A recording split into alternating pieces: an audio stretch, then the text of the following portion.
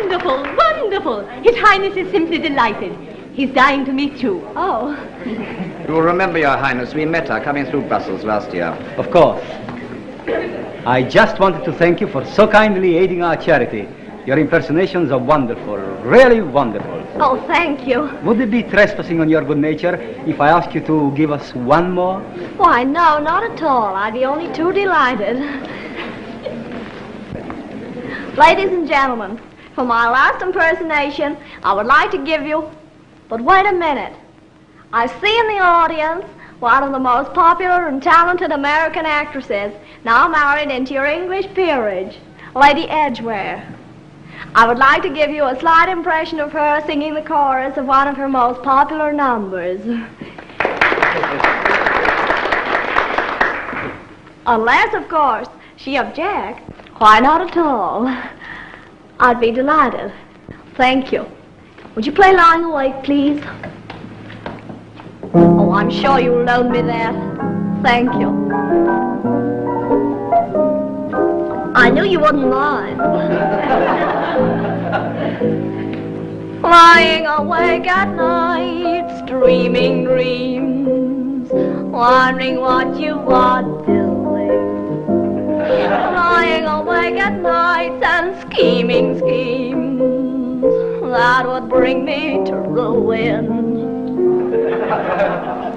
And as shadows creep, I've tried counting sheep, but old Mr. Sleep, he won't come to me. Tossing from side to side, I just ain't... Unless my eyes deceive me, there is our old friend Jacques. Yes, by Jove. And all the times I've So it cried when they break proves that you're not beside me. Oh, what will the end of it be?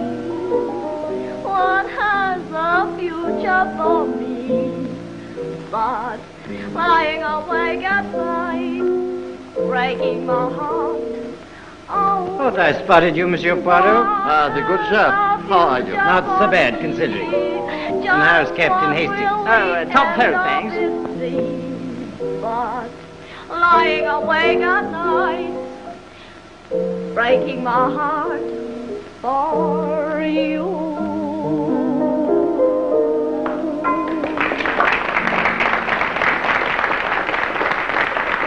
You know, Brian, that was simply marvelous. Almost uncanny. It's a wonderful bit of work. No need to ask why you're here, Monsieur Poirot.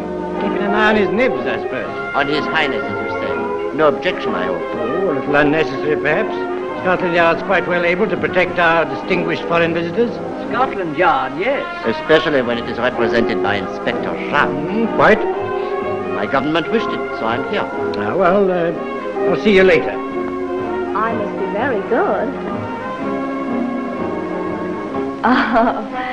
Tell me, Hastings, is that not Brian Martin, whom we so often see in American films? Yes, I know him slightly. He whispers very daringly to the lady. Yes, he's always hanging about her nowadays. She's separated from her husband, you know. So, she's married then?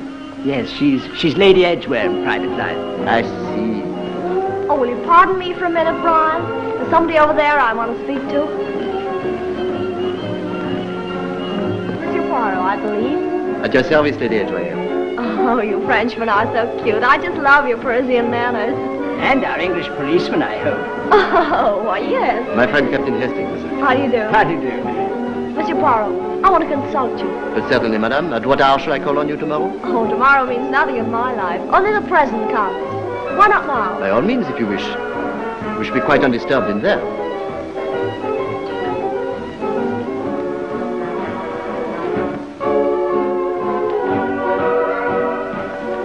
Monsieur Poirot, I've just got to get rid of my husband. But, madame, getting rid of husbands is not my speciality. Surely it's a lawyer you want. Oh, I'm sick of lawyers. They may know about the law, but they don't seem to have any kind of natural sense. And you think I have? Then tell me, why are you so anxious to get rid of Lord Edgware? Because I want to get married again. Surely a divorce is the thing to go for. It's as easy as buying a pound of tea nowadays. You don't know my husband. His first wife ran away from him, left a baby behind. But he wouldn't divorce her. That's his nature. When she died, he married me. Well, I couldn't stick it. I left him and went back to the States. And naturally, madame, you would not wish to give him ground. If you knew my husband, you'd know that that'd be useless. He's a fanatic. And who is the man you want to marry? The Duke of Merton. I'm just crazy about him. He's so odd. Of course, he's very religious, but I dare say he'll grow out of it. Meantime, Lord Edgware stands in the way of these romantic dreams. Yeah. Of course, if we were in Chicago, I could get him bumped off quite easily. But you don't seem to run to gunmen over here. No, madame. Here we consider human beings have a right to live. Even husbands. Oh, I see. Madame, I cannot help you. Oh, no, Monsieur Poirot. I don't mean that I want you to go and kill him. Merci, madame. Captain Hastings. Good Lord, I couldn't think of it. I never killed. Oh, no. I want you to persuade Monsieur Poirot to go round and see my husband. Because if not, well, I guess I'll just have to call up a taxi and go and bump him off myself. Oh, but madame, I should hate to drive you to that extremity. You mean you will see him? But certainly, madame. Oh, I knew you would. Thank you. Oh, and Monsieur Poirot, I'm staying at the Barchester. Oui, madame. Au revoir. Au revoir, madame. I must go and find my partner. Sorry to have kept you, Brian. Say, what's it all about? Come on, I'll tell you why we're dancing. I say, isn't she attractive? Very. But such people go through life in great danger. Danger? Yes, because a woman like that sees only one thing in life, herself.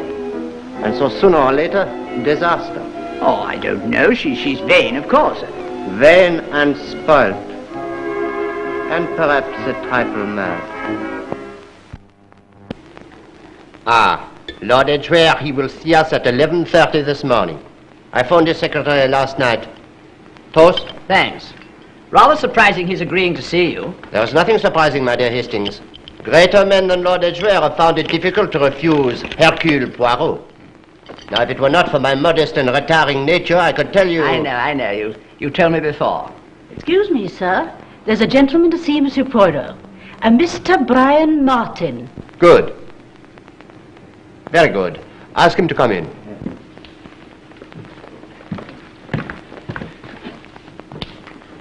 Good morning, Captain Hastings. Good morning, Martin. How are you? This is Monsieur Poirot. Yeah, morning. Bonjour, monsieur. Let me get you a chair. No, thanks. I'm only staying a minute. See here, Monsieur Poirot. I'm hoping you didn't take Lady Edgware's request last night too flippantly and that you'll take on her case because I know her and, well, quite frankly, I'm frightened. Why? Because if you don't succeed with Lord Edgware, she may do something desperate. When I left her last night, she was frantic. She's so set on getting her freedom that she'll stick at nothing to get it. You mean... I mean that she'd kill just as easily as she'd drink her morning tea.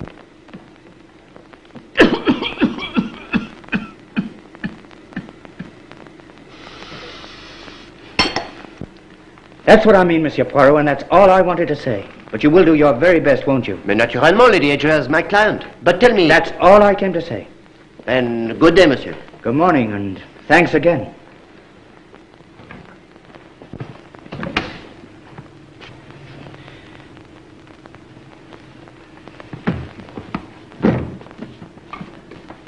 I say, the poor chap has got it badly. We mustn't fail. We will not fail. Come along. Where?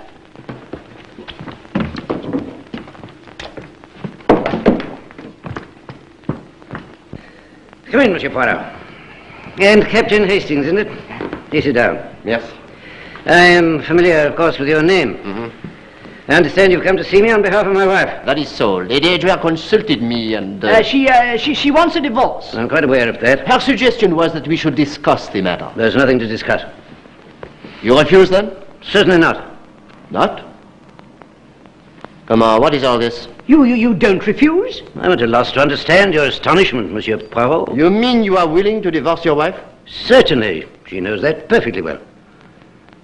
Mais au contraire, She wrote me 6 months ago, urging the point.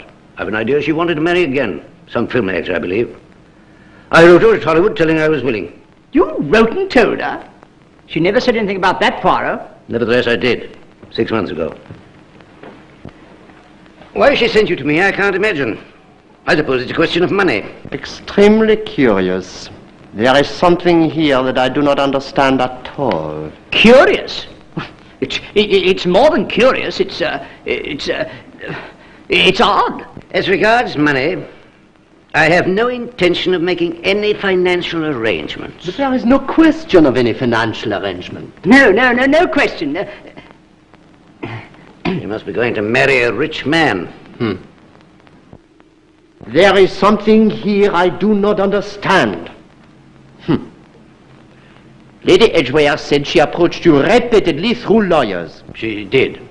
And finally, as I say, she wrote to me herself. You having previously refused. Very so. But on receiving her letter, you changed your mind, Lord Edgware. I altered my view. The change was somewhat sudden. What was the cause? That is my own business. Pardon. I see. Well, we must not detain you any longer, Lord Edgware. I wish you good day. Good day.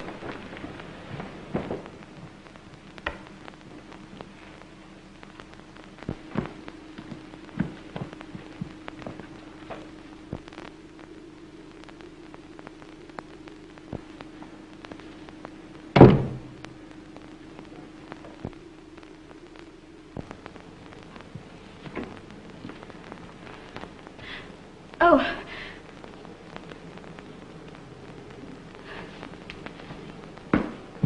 I say, she looks very upset. I wonder who she is. Probably his daughter. He has one. Are you surprised that she is sad? Where now? To the Barchester.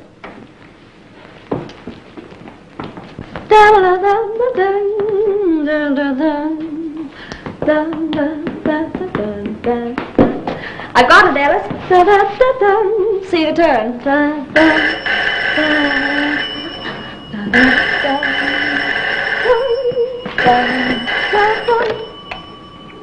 Hello?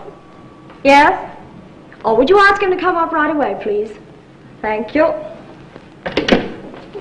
Alice, Monsieur Poirot is coming up here immediately. Now, I'll just go and slip on something decent. Tell him I won't be a minute.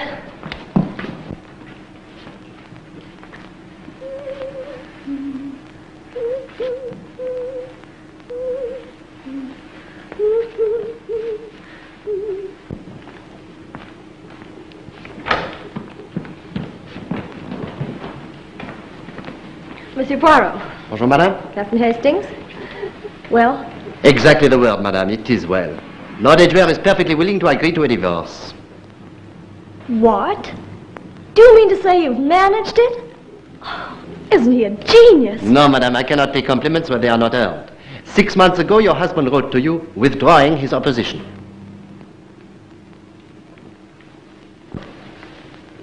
What's that you say? Wrote to me? Where? It was when you were in Hollywood, we understand. Well, I never got it. And to think that I've been fretting and half crazy all these months. Aren't you surprised, Alice? Yes, indeed, my lady. His lordship must have changed a good deal since we knew him. Yes, he must. You cannot understand his attitude. It puzzles you. It certainly does. But anyway, it's of no interest what made him change his mind, so long as he has. It may not interest you, madame, but it interests me. Maybe. But the thing is that I'm free at last. Oh, not quite yet, you know. Well, going to be free. The Duke's in Paris. I must cable him right away. I'm glad, madame, that all is turning out as you wish.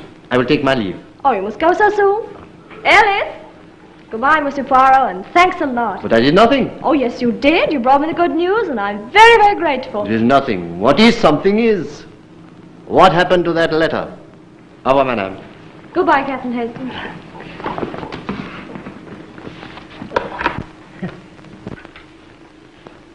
Good heavens, Poirot. What an unearthly hour to have breakfast. I could not sleep, my friend. My mind, it was fixed on Lady Edgware. An interesting study, that woman, Hastings. This single idea, herself. She is shrewd in the business sense, but she has absolutely no intellect. Well, le bon Dieu, he cannot give everything. Well, don't eat all the breakfast. I shan't be a moment dressing.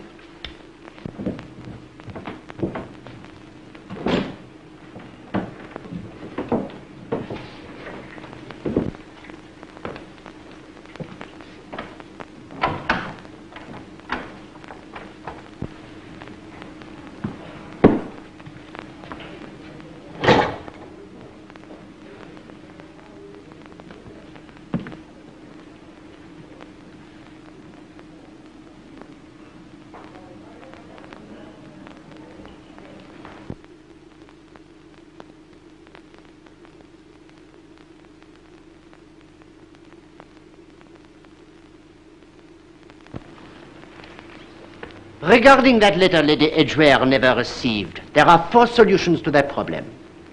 The first, that it was lost in the post. The second, that Lady Edgware was lying when she said she never received it. But I cannot see that that would be to her advantage. The third, Lord Edgware was lying. He never sent it. But I cannot see the point of such a lie. The fourth, someone suppressed that letter. Someone who did not want that marriage dissolved. Hastings, I would give a great deal to know what is behind this affair. Yes, and I'd give a great deal for one of those cigarettes you're messing about with. Oh, mon cher ami, pardon. Thank you. There is something. Someone of whom as yet I have but had a glimpse. Inspector Japp to see you, sir. Ah, le beau Jap. Good day, Monsieur Poirot. Captain Hastings. Well, my good Japp, what brings you to see us? I'll tell you that in a word. Murder. Murder? Yes. Lord Edgware was killed in his house last night, stabbed in the neck by his wife. By his wife? Yes? How do you know that it was his wife who killed him? She was recognized. Recognized? Yes. Not much concealment about it either. Lady Edgware drove up in a taxi. A taxi? Hastings, I beg of you, do not repeat everything that the good Jap says. It creates the irritation. She rang the bell and asked for Lord Edgware. It was about 10 o'clock. I'm Lady Edgware, she says, as cool as a cucumber, and with that walks into the library and shuts the door. About 5 minutes later, the butler heard the front door slam. About 11, just before going to bed, he opened the library door, but it was dark. So he thought that his master had retired for the night. This morning, the body was discovered by him, stabbed in the back of the neck. By Lady Edgware. By Lady Edgware. Well, you have the criminal, but have you the motive? Yes, wanted to marry another man. Also often heard to utter threats. Since everything goes so swimmingly, why come to us? Because I heard that you were at Lord Edgware's yesterday morning. Oh, I see. Now, the moment I heard that, I said to myself, why does my lord want to see Monsieur Poirot? What's he afraid of? So before doing anything definite, I thought I'd come along and have a talk. What do you mean by anything definite? Arresting the lady, I suppose. Exactly. You haven't seen her yet? Oh, yes, I have. I went straight from Lord Edgware's to the Barchester. I wasn't wasting any time. And what did she say, my friend? Eh? Say? Huh. Wouldn't say a thing without her solicitor. And you are positive she did it? Positive.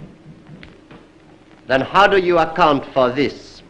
You do not read your morning paper very carefully. Sir Montague Corner gave a dinner party last night at his house on the river at Chiswick. Amongst the distinguished guests present were Sir George and Lady Fisk, Mr. James Blunt, etc., etc., and the charming Lady Edgware. Oh, press stuff. Send out beforehand. They always do it. You'll find Our Lady wasn't there, or arrived later at 11 o'clock. And now perhaps you'll tell me why Lord Edgware sent for you. Lord Edgware did not send for me, my dear Jap. It was I who requested him to give me an appointment. Really? And for what reason? No, I'm sure Monsieur Poirot will see me. It's very urgent. I've just heard. This is a terrible business. I've always dreaded it. I told you yesterday. So you have jumped to the conclusion that Lady Edgware murdered her husband? Do you mean I've got it wrong? That she had nothing to do with it? She did it all right. Perhaps you can help us, Monsieur Martin. Sure. How? You see, Lady Edgware's a friend of mine. But in a matter of this kind, you cannot allow friendship to influence you. Yeah, that's all very well, but... Hang it all, Martin, this is murder. It's a nasty business, a sticky business. It isn't done. Yeah, but you don't understand. Lady Edgware isn't an ordinary murderess. She has no sense of right or wrong. That'll be a question for the jury. Come now. You cannot refuse to tell us what you know. Yes, come now. Well, I guess you're right. What do you want me to tell you? I'm informed that Lady Edgware wanted her freedom in order to marry another man. You know who that man was? Yeah. Who? The Duke of Merton. The Duke of Merton. One of the richest men in England. Yeah, he's rolling in money. Wouldn't her husband divorce her? No, he refused absolutely. You certain of that? Yeah.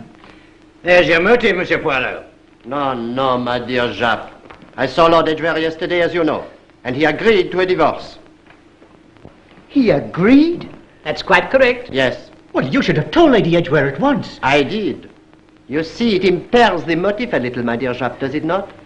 And now, Monsieur Martin, before you jump too hastily to conclusions, cast your eye over this. Yeah, I've seen it, but I'm afraid that doesn't make an alibi. She never went to that dinner. How do you know? Well, she told me she wasn't going. You see? Now, Monsieur Poirot, don't try any of your funny theories. The case is as I say. The case as you presented, my dear Jacques, revolts the intelligence. What do you mean revolts the intelligence? It doesn't revolt mine. Naturellement. Well, Monsieur Martin, I thank you for your help. I'll keep in touch. I always thought at a moment she was crazy.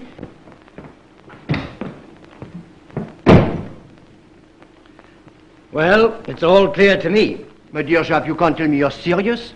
Here is a young woman who wishes to get rid of her husband. So she repeats before witnesses that she's thinking of killing him, calls at his house, has herself announced, stabs him, and goes away. Oh, no. Rather clumsy, what? Clumsy. It's the imbecility. Well, it's all to the advantage of the police when criminals lose their heads. We'd better get along to the Barchester. Très bien. You were quite right not to answer any questions without consulting me. Oh, charming. Charming. Yes, come. Show them right in, Alice. Oh, hello. Bonjour, madame. This is Mr. Moxon, everybody. How do you do? Now, Mr. Moxon, this is Mr. Yap. Jeff! Oh, Jap, pardon me. Who seems quite positive that I went out last night and killed my husband. Oh. Won't you sit down? Yes. As Lady Edgware's lawyer, would you tell me when this unfortunate occurrence took place? As a safe margin, I should say between 8:30 and 10:30 last night. Why, that's all right. I was at a party at that time. Oh, perhaps I oughtn't to have said that. If at that time last night you were at a party, Lady Edgware, then I can see no objection to your informing the inspector of the fact. I agree. Quite so. I only want a statement of your movements yesterday evening, Lady Edgware. I was at Sir Montague Corners at Chiswick. What time did you go there, madame? I started about 7:30. I called in at the Piccadilly Palace Hotel, said goodbye to a friend who was leaving for the States. I got to Chiswick about 8 o'clock or so. Do you like this hat, Monsieur Poirot? Very much, madame. Tell me, what time did you leave? Oh, about 11. And you came straight back here. Yes? And whilst you were at the dinner party, you didn't leave it. Well, I So you did leave it. don't know what you mean. I was called up on the telephone while we were at dinner. Ah. Tell me, madame, who phoned you? Well, I guess it was a kind of hoax. Because when I lifted off the receiver, a woman's voice said, "Is that Lady Edgware?" And when I said yes, she just laughed and rang off. You didn't go outside the house to telephone. Of course not. Why should I? No, no, of course not. Exactly. Why should she? No, no, of course not. How long were you away from the dinner table? About a minute and a half. I see. Well, all this will have to be verified. Naturally. You'll go ahead and verify it. Monsieur Poirot, could you meet me at Lord Edgware's in half an hour or so? Certainly. Well, I'll say good day. Monsieur Poirot, Madame? it seems kind of lucky that I changed my mind and went to that party after all. What is it you say, madame? You changed your mind? Yes, I'd meant to give it a miss. What made you change your mind? Milady? You asked for these to be brought in as soon as they came, milady. Yes, just put them down someplace, please. Oh, Alice, why did I change my mind and go to that party last night? I made you, my lady. It doesn't do to forget engagements. You do it much too often. People don't always forgive it. They turn nasty. Oh, no, no, no. I hate black anyway. I never wear it. I suppose as a correct widow, I've got to. Oh, look at these frightful hats. Alice, will you please ring up Lucian's and ask him to send round a fitter and some mourning? I will wish you au revoir, madame. Oh, Monsieur Poirot, you must go so soon. I'm sorry. Au revoir. Alice, will you see them out, please? Goodbye, Captain Hastings. Bye. Do you require... Goodbye, Mr. Moxon. Thank you very much. Goodbye. So nice of you all to come. Thank you. These terrible hats. When Monsieur Poirot and Captain Hastings arrive, bring them in here at once. Very good, sir. Ah, here they are, I think. Is Monsieur Poirot? Oh, yes. Would you come in, sir, please? Ah, my dear Jap, already here, what? Yes, and unless Sir Montague Corner and his guests were all lying, she couldn't have done it. You mean she was at Chiswick? Yes, but how could she be in Chiswick and here at the same time? That's the point, Jap. Not only did the butler see her, but the secretary, Miss Carroll, saw her as well. They both swear that it was Lady Edgware who was here between 9 and 10 last night. How long has the butler been in service here? 6 months. Eh bien, my friend, then he could never have recognized Lady Edgware since he had never seen her before. Of course not. How could he? Well, he knew her by pictures in the papers. That's a thought, And in Jap. any case, the secretary knew her. She'd been with Lord Edgware 5 or 6 years. She was absolutely positive. Well, I should just like to see this secretary. Oh, well, that's easy. Tell me, Jap. You find out some things. Who comes into the title? A nephew, Captain Ronald Marsh. A bit of a waster, so I understand. Sir? Ask Miss Carroll to come and see us. Just one moment.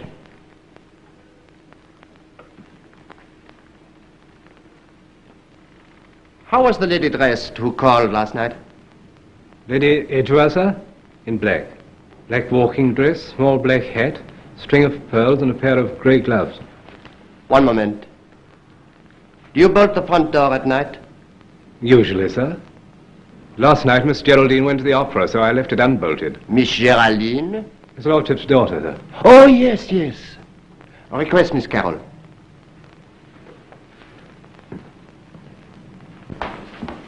Oh, Miss Carroll, they want you in there. Who? Scotland Yard. Please come in.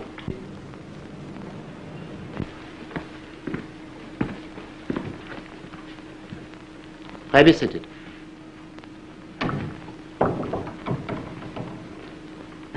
Do sit down. Now, Miss Carroll, are you absolutely certain that it was Lady Edgware who came here last night? Of course I'm certain. I saw her Where did you see her, mademoiselle? in the hall, Where were you? on the gallery, looking down. Oh. Well, I'll get you to show me later. But first tell me, how many keys are there to the front door? How many keys? Yes, front door keys. 2. Lord Edgware always carried one. The other was kept in a drawer in the hall, so that anyone who was going to be late in could take it. And that's all there were. There was a third, but Captain Marsh lost it. Captain Marsh? The new Lord Edgware. Uh-huh. Did he come to the house much? He used to live here until 3 years ago, before the late Lord Edgware married his present wife. Why'd he leave? I don't know. He couldn't get on with his uncle. Got into debt. They quarrelled. Lord Edgware forbade him the house. That's all. Thank you, Miss Carroll. Now I just want to try a little experiment. Will you be so good as to follow me into the hall? Please, miss. Hastings, I want you to go up into the gallery and look down into the hall from the spot where Miss Carroll saw Lady Edgware. Yes? Perhaps you would be so kind just to indicate it. Certainly.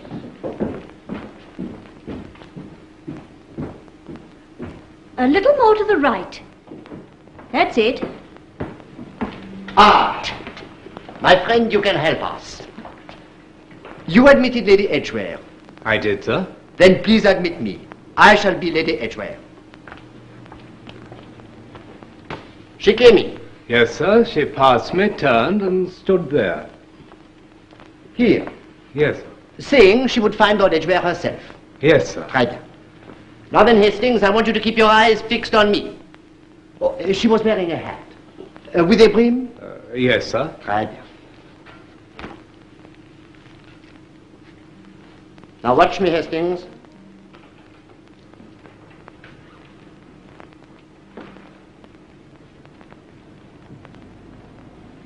Miss Carroll, she did not turn around and speak again to the butler. She went straight in. Bien. Hastings, watch carefully.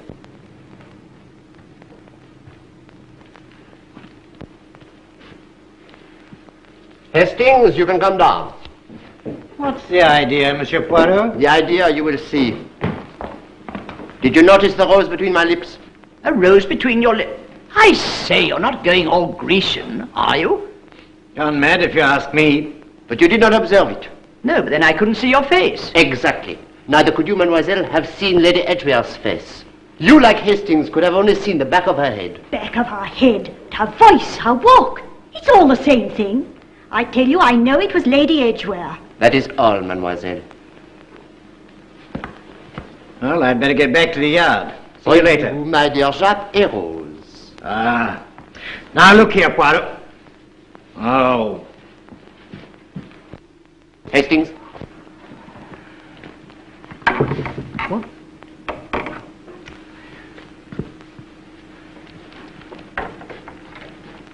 Most dangerous witness, Miss Carroll.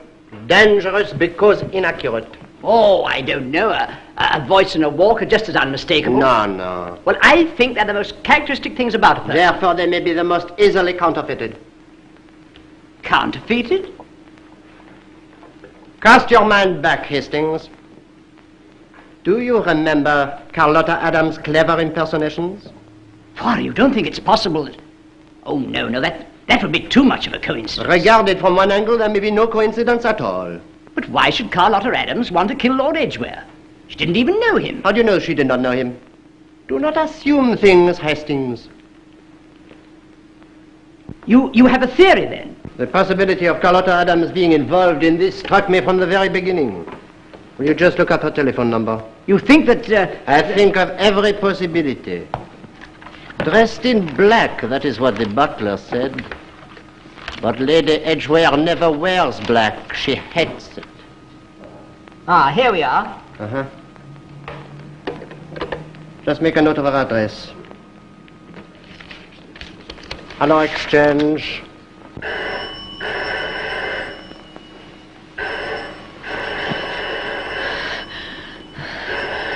What's the matter?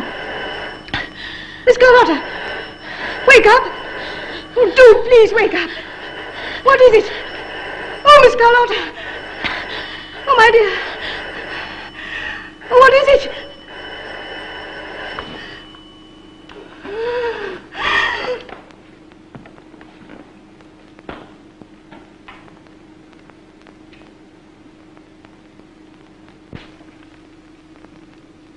Hello. Hello.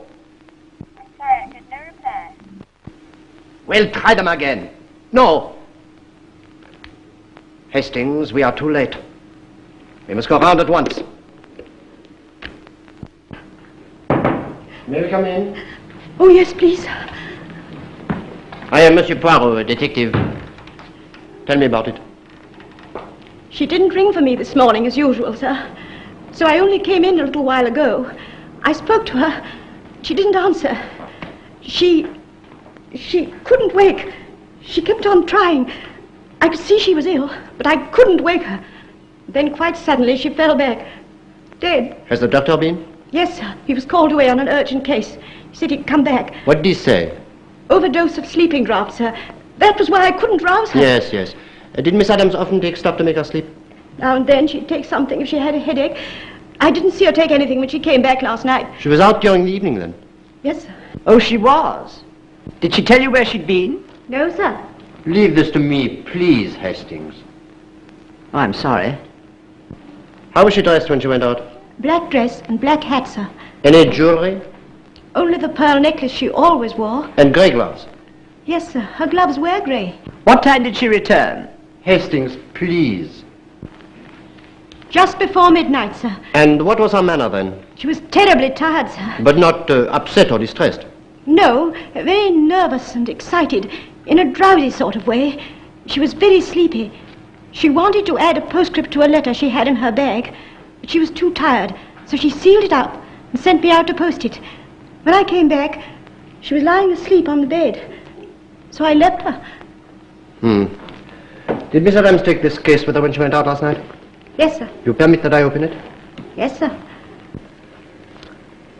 A wig, a box of makeup. This is Dr. Heath, sir. May I introduce myself? I am here before Inspector Jupp of Scotland Yard. My name is Poirot. You may have heard of it. Naturally. This is Captain Hastings. How do you do? I understand you ascribe Miss Adams' death to an overdose of sleeping draught. Yes, she had evidently taken it for some time. What makes you think so? This. I took it away for safekeeping. It was in that case. This? Look inside.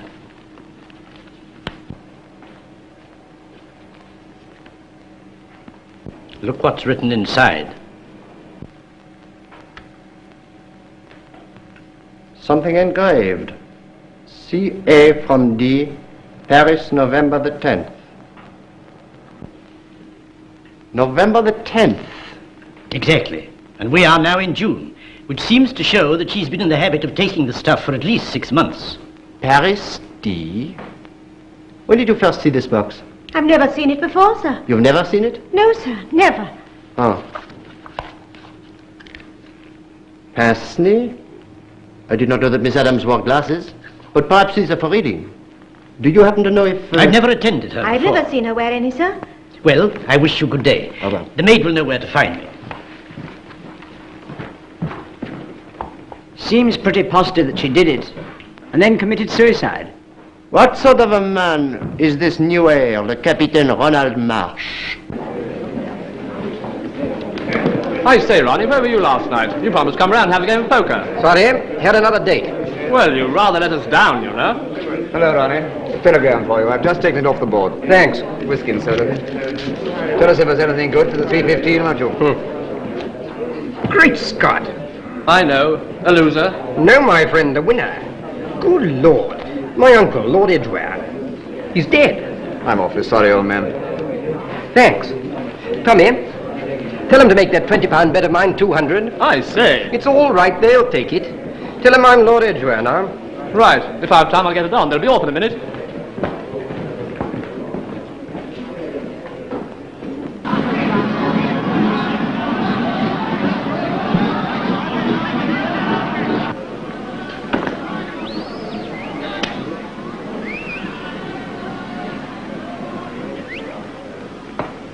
Sir Montague Corner, is it not?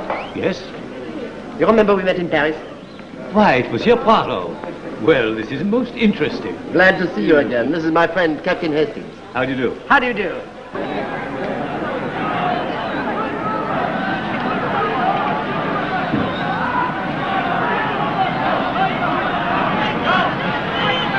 They're off.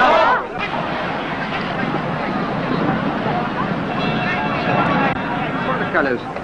White, black bands. She's lying nice and handy. I suppose you've heard about Lord Edgware's death. Yes. A man from Scotland Yard came down and asked me a few questions. Would it trouble you if I put 2 more? Not a bit. Ah, there you are. Ah, this is Mr. Donald Ross, Monsieur Poirot, Captain Hastings. How do you do? How do you do? He was present at my dinner party last night. In fact, he sat next to Lady Edgware. You know, it was lucky for that lady she was with you. So it seems. I'm glad she was.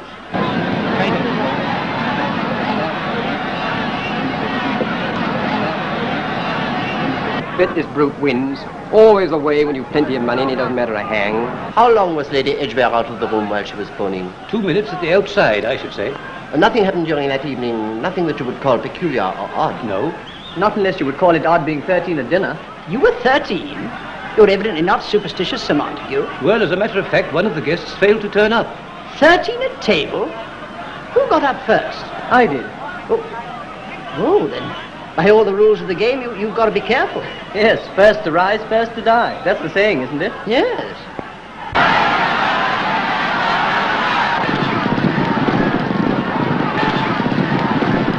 She's full of running. Watch her come through.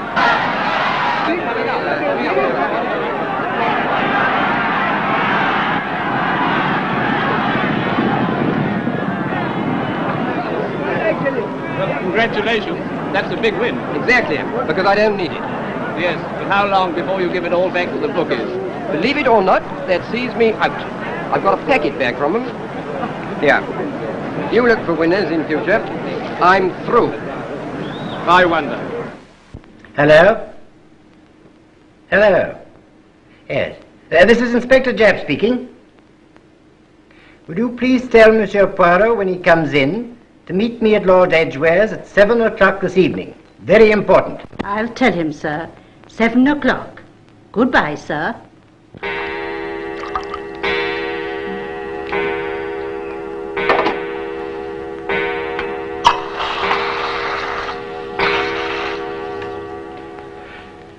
That's right, gentlemen. Make yourselves comfortable. Will you drink? No, thanks. No, merci. We will not drink now. Then what can I do for you? What we want to know, Lord Edgware, is, do you know Lady Edgware well? That's right. No. I was chucked out of here 3 months before she married my uncle. A beautiful woman, but no subtlety. Methods rather crude, don't you think? Possibly. I believe you think she didn't do it. So she's got you round, has she? I have a great admiration for beauty, but also for evidence. Evidence? Perhaps you don't know, Lord Edgware, that Lady Edgware was at a party at Chiswick last night, at the time she was supposed to have been seen here. Oh. Then that lets her out, then. I see. But there still remains the wicked nephew. Ah, Monsieur Poirot, I know what's in your mind. And I had a motive. A very strong motive. I called to see my uncle yesterday morning. The first time I'd been in this house for 3 years. I called to ask for money. And I went away without getting any. That same evening, that very same evening, Lord Edgware dies. But the trouble is, I have an alibi, too. I happened to be at the opera at the time of the crime, in the box of that distinguished financier, Mr. Dortheimer. His wife and daughter were there also. How's that?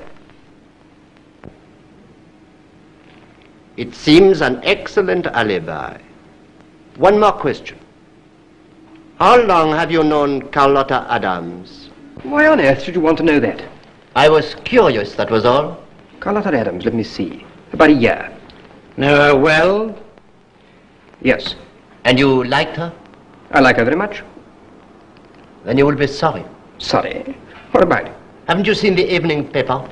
Never read him. She is dead. Dead? Carlotta dead? But she was perfectly well the last time I saw her. When was that? The day before yesterday, I think. I don't remember. All the same, she is dead. What was it? A street accident? No, an overdose of sleeping draught. That's right. Oh, I say, poor kid. How terribly sad. Is it not? Yes.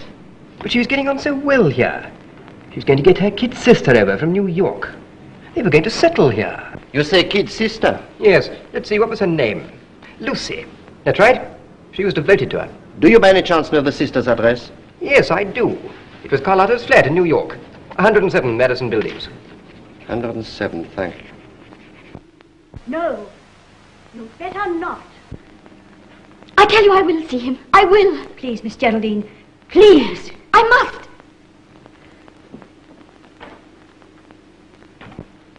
Monsieur Poirot, I must speak to you. Mademoiselle? On the day before my father was killed, you and Captain Hastings came to see him, didn't you? Yes, mademoiselle? Why did he send for you?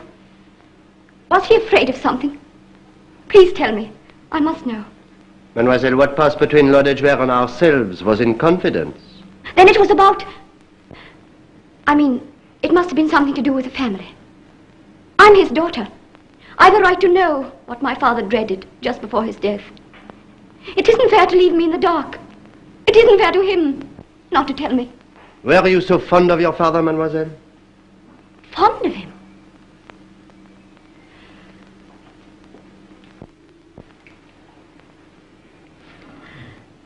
I hated him. He was cruel and unjust. His death means freedom for me and independence. Steady now, steady. I'm not in the least anxious to find his murderer. For all we know, the person who killed him may have had reasons, ample reasons. That is a dangerous principle to adopt, mademoiselle. A person who is once killed nearly always kills again, sometimes again and again. That doesn't concern me. Anyhow, I can't believe it. Supposing I told you that it had already happened, that already to save himself, the murderer had killed a second time. No, I won't have that. If you mean Carlotta Adams, that was a case of suicide. An overdose of sleeping draught. No, my dear Jap. The same hand that killed Lord Edgware killed Carlotta Adams. Don't you agree, Lord Edgware? Why do you ask him? Why should he know? Who are you writing to, Poirot? I write, my dear fellow, to the sister of Carlotta Adams in America. I hurry because I fancy that Brian Martin will be here in a moment. Ah, that is probably him now. Inspector Jepp, sir. I'm glad you're in. I've checked up on Carlotta Adams and her attaché case. I've checked up on his lordship, too. That was correct about the opera. He was there all right. So? Now about Geraldine Marsh. She dined with some people called West. They took her to the opera and saw her home afterwards. I see. So Le Capitaine Marsh and Miss Geraldine were both at the opera, but with different parties. That's so. Well, have you arrived at any conclusion? Yes, I have. Carlotta Adams was the woman. She killed and committed suicide. Anyway, that's the assumption I'm going to work on. Oh, by the way, the doctor says that that wound in Lord Edgware's neck wasn't made by an ordinary penknife, something of that kind, but with a different shape of blade, and devilish sharp. I see. Thank you, Jacques. Oh, just one more suggestion before you go. Yes? In addition to your inquiries regarding Miss Adams, I would suggest that you visit the taxi rank outside the Covent Garden Opera House. Find someone who took 2 fares to the neighborhood of Lord Edgware's house on the night of the murder. A new idea, eh? Well, it can't do any harm. Goodbye, Mr. Poirot. Goodbye. Oh, I'm sorry. Not at all. It's my fault. I didn't see you. Can I come in? Ah, Monsieur Martin, do please. Good morning. Thank you for coming along so promptly. Won't you sit down? Thanks. Well, what can I do for Monsieur Poirot? There is a point in connection with Lord Edgware's death which I'm very anxious to clear up. Yeah? 6 months ago, you were in Hollywood, I believe, Monsieur Martin. Yeah. Lady Edgware was there also. Yeah, we were acting together. Quite. It seems that at about that time, Lord Edgware wrote a letter to Lady Edgware offering her her freedom. What? Well, Lady Edgware never told me anything about it. No, because she never received it. The letter was intercepted. Intercepted? But who on earth? That's just what we've got to find out. The only person likely to intercept that letter would be someone who did not wish her to obtain her freedom. But I feel that the time has come for plain speaking. I am going to suggest to you that you, for one, did not wish it. what the devil do you mean? I'm going to suggest to you that you were madly in love with Lady Edgware. Well, and what if I was? And that you knew full well that Lady Edgware wished to marry the Duke of Merton. That it was for that reason that she desired her freedom. Well, of course I knew it. I told you so the other day. Exactly. Look here, Poirot. I'll advise you to be careful of what you're saying. You're suggesting that I suppressed that letter. And what if I am? It's a lie. Now let me tell you something, Monsieur Poirot. Even if Lady Edgware had obtained her freedom, the Duke of Merton would never have married her. What do you mean? Since you're so darn clever, suppose you find that out for yourself.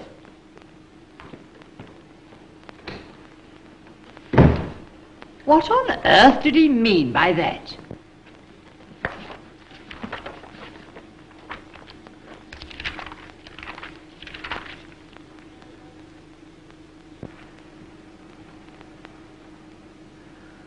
Excuse me, Your Grace, but there is a Monsieur Poirot, a detective, and a Captain Hastings, who beg that you will give them a moment.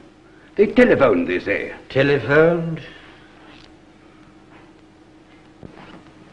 His Grace is evidently of a religious turn of mind. Of course. Do you not know that he is the leader of the Anglo-Catholic party in this country? What you would call a pillar of the church.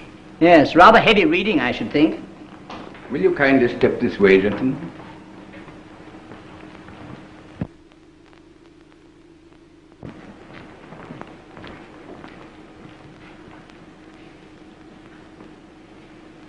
You may perhaps know my name. I have no acquaintance with it. I study the psychology of crime. For what reason did you wish to see me? I'm at present engaged in investigating the circumstances connected with the death of Lord Edgware. A blot, 1,000 apologies. C'était très maladroit de ma part, je vous demande pardon. Indeed. I was not acquainted with him. You are, I think, acquainted with his wife, with the Lady Edgware. That is so. You are aware that she is supposed to have had a very strong motive for desiring the death of her husband. No, I am really not aware of anything of the kind. I should like to ask you outright, Your Grace, are you shortly going to marry Lady Edgware? When I am engaged to marry anyone, the fact will be announced in the newspapers. I consider your question an impertinence. Good morning. But I did not mean, Your Grace, that... Good morning.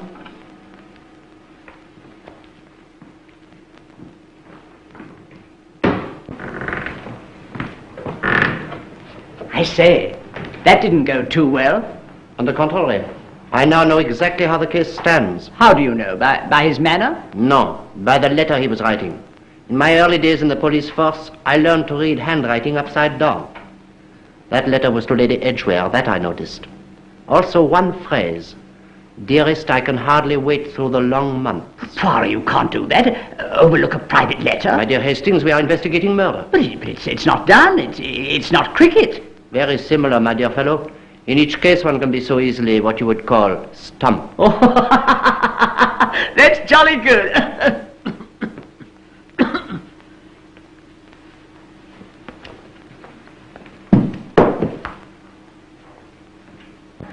It went off wonderfully, Alice. There were hundreds of people at the church. And there was a terrific crush at the cemetery. They were turning them away. I counted at least 6 cameramen. They got me going into the church and coming out again. Do you know, I'm beginning to think that black suits me after all. It's very effective, you know, against white marble. Very old family, the Duke of Merton's. I see he is the 17th holder of the title. Do you believe in heredity, Hastings? You bet I do. That's how I got my money. I wouldn't have much time for the Duke, though. He's a self-satisfied ass. Almost as bad as Inspector Japp, sir. My dear Japp, charmed to see you. Well, things are moving. I congratulate you. What has happened? Well, I found that taxi driver and hunted up Carlotta Adams' movements. Yes?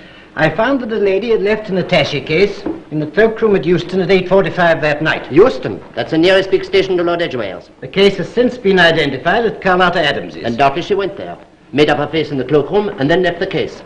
When was it taken out again? About 10:30, the clerk said, by the same lady.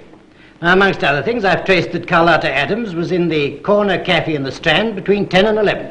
How did you discover that? Well, the papers have made a lot about the little gold box with the ruby initials. And a waitress reading about it remembered that she'd served a lady that evening who had just such a box in her hand. She remembered the CA on it. Now, I've seen the girl, and I don't think there's much doubt about it. The lady seemed to be filling in time waiting for a friend. And after a time, she gave it up and went out. It was a rendezvous. A rendezvous with someone who did not turn up. That's your theory, Monsieur Poirot. A mysterious man in the background. That's a myth. Well, I'll bring in that taxi man. Come in.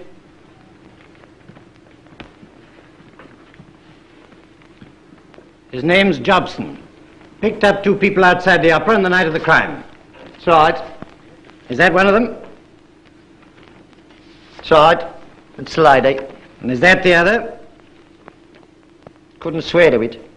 It's like him, though. That'll be Miss Geraldine and Captain Marsh, all right. You picked him up at about 10:30, eh? That's right. Or was it nearer 10:15? That's right. Come on now, which was it? Between 10 and 11.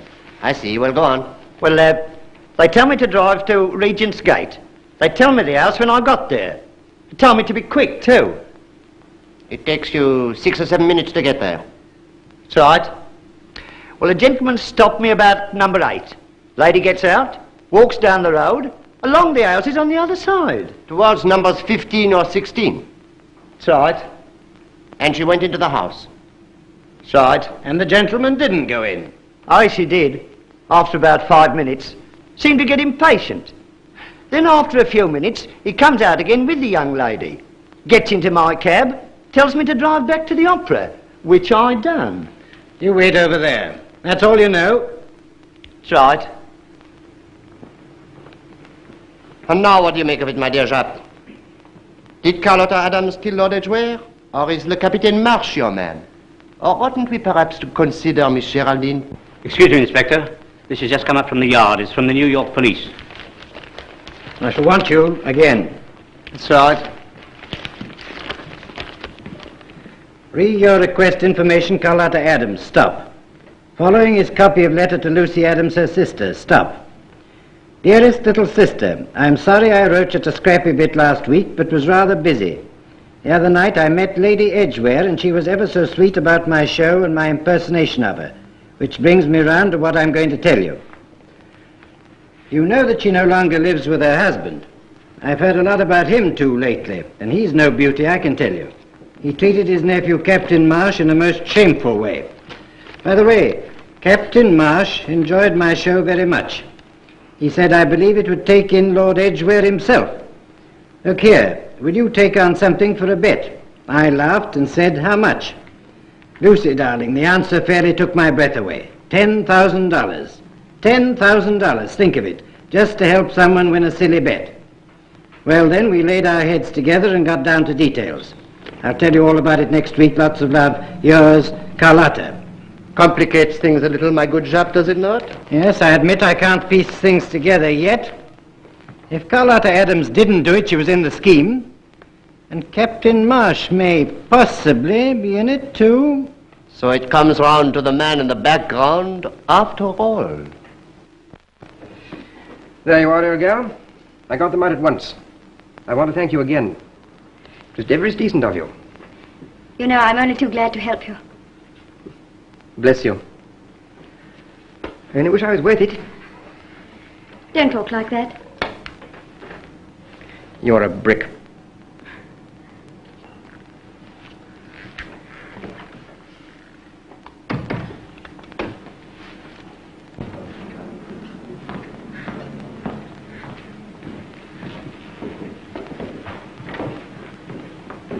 Inspector Japp and Monsieur Poirot, my lord. Ah, gentlemen. Sit down. Yes. I must warn you, my lord, that anything you may I say... can guess why you're here, Inspector. I expect you'd like me to make a statement. That's as you please, my lord. So my beautiful alibi's busted, eh? Taxi man, I suppose. That's right. That's right. Well, I'll tell you the truth. I was in a hole for money. I tried my uncle. No good. Quite by chance, I met my cousin Geraldine at the opera. She'd always been awfully decent, and she suggested that I should take her pearls. And the pearls were here, I suppose. So off you went. Exactly. Why did you follow her into the house? Well, she was such a deuce of a time. I got anxious. Why? You see, those pearls were family jewels. I had visions of Lord Edgware stopping her and browbeating her. I thought I ought to go in and shoulder the responsibility. Very noble of you. How did you get in? She'd left the door ajar. She was only going to be a moment. I went in. I listened at the library door, expecting to hear voices. There wasn't a sound. Just at that moment, Geraldine came downstairs with the pearls. Her maid had put them away. We left the house together and went straight back to the opera. A very good story. You don't believe it. Very well. Ask Geraldine.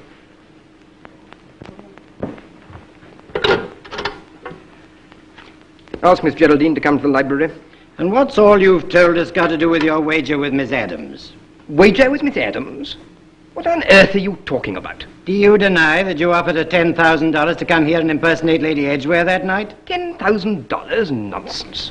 I hadn't got you to sum. You don't seem to have much difficulty in raising money. Your cousin has told us about the pearls. About the pearls? Yes.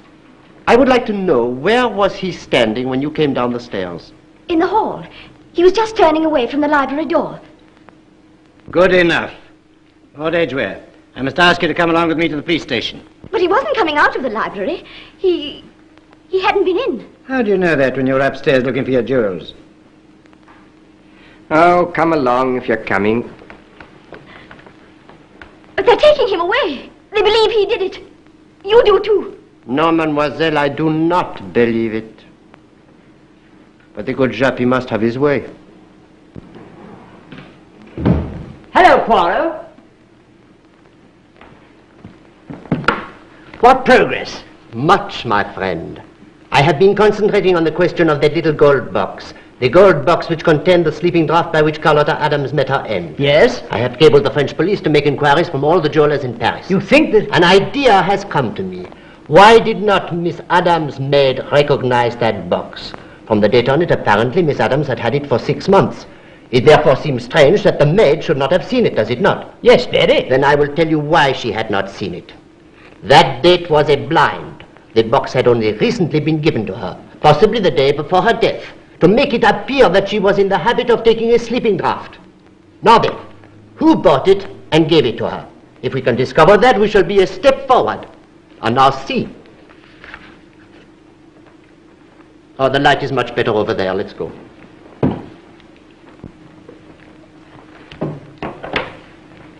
This letter is sent by Lucy Adams from America in answer to my request. It is Carlotta's letter. We know the contents because it was cabled to the good job by the New York police. But look at it. Well, do you not see? The sheets except one have a clean edge. But this one has been torn. They were double sheets. So you comprehend one page of the letter is missing.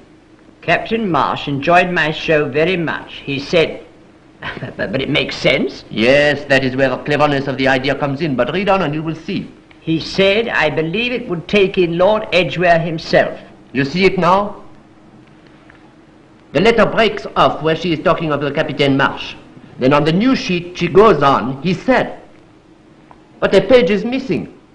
The he of the new page may not be the he of the old page, namely the Captain Marsh. In fact, it is not the he of the old page.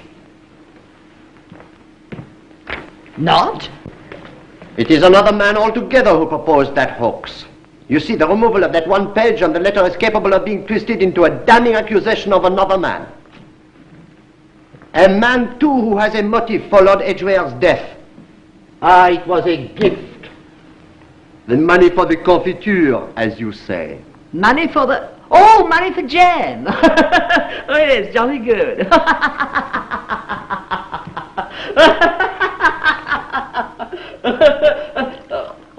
I'm sorry. You were saying... I was going to say. He tears the sheet off and replaces the letter. But how did the man, whoever he was, get hold of the letter? That is the point. And it will be as hard to solve, my dear Hastings, as the problem of how he gave her that sleeping draught. You going to tell Jap all this? No, not yet. He would but say another nest of the mare. The girl wrote on an odd sheet of paper, c'est tout. What can I say to that? Nothing. It is a thing that might have happened. I only know that it did not happen because it is necessary that it should not. Figure to yourself, Hastings. If only that man had had the method and order to have cut the sheet and not torn it, we should have noticed nothing. So we deduce he's a man of careless habits. Or he might have been pressed for time. Another point. Does his name really begin with D, the initial on the box? Or does the D stand for a nickname by which he was known to her? A man whose initial is D. We have got to find him, Hastings. Yes, we have got to find him. Ah. This must be Paris. Hello? Hello, Paris? Oui, c'est Poirot qui parle. Bon. In a moment, we shall know. Ah, Bonnard, ça va, mon vieux? Très bien, merci. Eh bien, dis-moi, quelle nouvelle? Oui? Oui? Quel nom? Ah, Carly. Très bien, je te félicite, mon vieux. Merci bien, au revoir. Good news? Great news! The box was bought in Paris, ordered by letter from London. Signed, Constance Ackerley, a fictitious name, no doubt. It was packed up and called for by a woman, short, middle-aged, and wearing pince-nez. Now, who? Miss Carroll, she wears glasses. No, that is the imbecility. Miss Carroll's glasses were concave. These are not. Now, who? Who else? Ah, we are busy tonight. Hello, yes? Who? Oh, Monsieur Poirot, it's Donald Ross speaking. Yes? I want to see you. I can't very well mention names over the phone, but it's about a remark made at dinner just now. I've hurried back to my flat to phone you. I think it's got a strong bearing on Lord Edgware's death. So, with whom are you dining? Tell me. I'm afraid I can't. Not on the phone. Hold on a minute, will you? Hang on. Hastings, this promises to be intriguing. Hello? Hello, are you there? The receiver is still off, I can hear, but he does not speak again. Perhaps it... Hello? Hello? Hastings, there is something queer going on. I sense danger. You must go to Ross's flat at once before it is too late. Stabbed at the base of the skull. What does it mean, Poirot? It means that what this young man had to tell me incriminated the murderer of Lord Edgware. That is why he had to be silenced. This beats all. No, my friend, it simplifies everything. I have only to find out one little point, just one little point. Oh, mon Dieu, I've been blind, foolish. What? In an hour's time, we will all meet at the Barchester, and I will tell you. In 1 hour.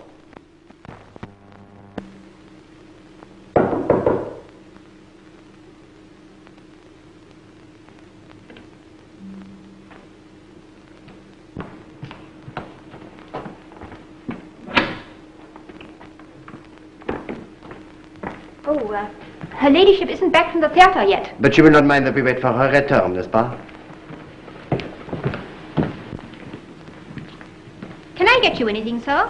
Cigarette or whiskey and soda? A cigarette, if you will. But we are not drinking.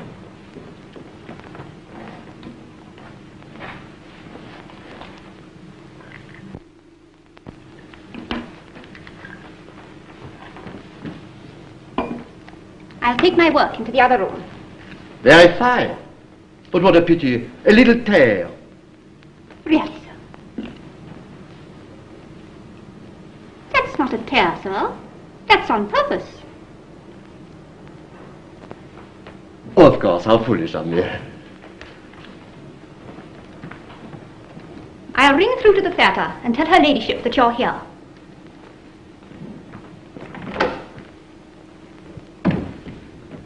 Why did you think that was a tear? Did I think so? Or did I want the good Ellis to put on the pince-nez which I had substituted? Those were not hers that she saw so well with, but the ones that we found in Carlotta Adams' vanity bag at her flat. Here are the pince-nez that the good Ellis put down when she let us in. But how did she see so well with the ones you substituted? Because they were originally hers, my dear Hastings. Then it was Ellis. Please admit.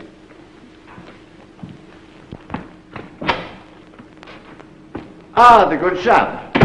Not late, am I? No, my good friend. What are you puzzling over? The original of the letter cabled to you by the New York police. It has been sent to me by the sister of Carlotta Adams. Well? You not see? I see it's a letter. Yes, well, what about it? Hastings, do you remember my saying to you that if the murderer had been a man of method and order, he would have cut this page, not torn it? Yes? I was wrong. There is method and order throughout the whole of this crime. This page had to be torn, not cut. Look, see for yourself. Come on, Monsieur Poirot, speak up. Very well. Jacques, tell me, what is the first word on the torn page? He, the man who... That is where we have been wrong. The word is not he, it is she. That is why the page had to be torn and not cut, to remove the first letter. She? So it was a woman? Ask the good Ellis to come back. Oh, Ellis, Monsieur Poirot would like to speak to you a moment. Now look here, Poirot. Oh, Ellis, you recently collected a packet from some jeweler in Paris. Yes, sir. What was in that packet? I haven't an idea, sir. No? Oh, thank you, Ellis. You limp a little. Ah, the corn. I cut my foot. You should be careful, Ellis. Dangerous things, corn knives.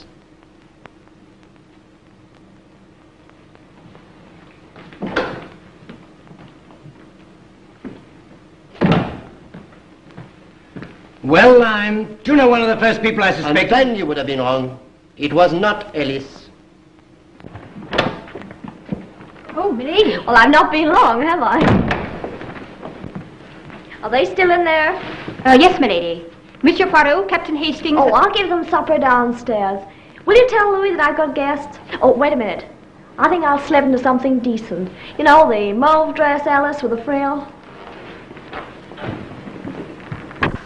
Yes, I suppose it would go that way. But why kill Ross? Why kill Ross, you ask? Ah, that is where her alibi was her undoing. Because Donald Ross was a guest at that dinner at Chiswick's, and the conversation and mental attitude of the lady there was very different from Lady Edgware's mental attitude when he dined with her alone at a later date. Something Lady Edgware said or did told him that this was another woman. Perhaps he told her so. Perhaps she realized that she had made a faux pas. That we can only surmise. But connecting it in some way with Lord Edgware's death, Donald Ross hurries to his flat and telephones me. Before Ross can tell me on the telephone what he fears, Lady Edgware is hot on his heels. Scarcely has he picked up the receiver than she knocks at his door. He admits her, then returns to the phone. At that moment she strikes, and Donald Ross is silenced forever. You mean to tell me that you think that she committed all these murders? That she... I do not think, my friend. I know she did. Every one of them. Devilish cunning. Yes, the cunning of a monomaniac. And the cruelty and vindictiveness of a self-centered woman. You remember what I said to you, Hastings, the first time I met her? I said... Look out! No, madame. 3 murders are quite enough. Alice's corn knife, I thought so. That was the weapon, Jacques. Well, you needn't be so rough. You might at least consider my appearance. Appearances, my dear lady, are definitely against you. I can't imagine what came unstuck. Everything was so carefully planned. Madame, you tried to pull the wool over the eyes of Hercule Poirot. And I'm hanged if we can have that. Under the circumstances, that's a very tactless remark.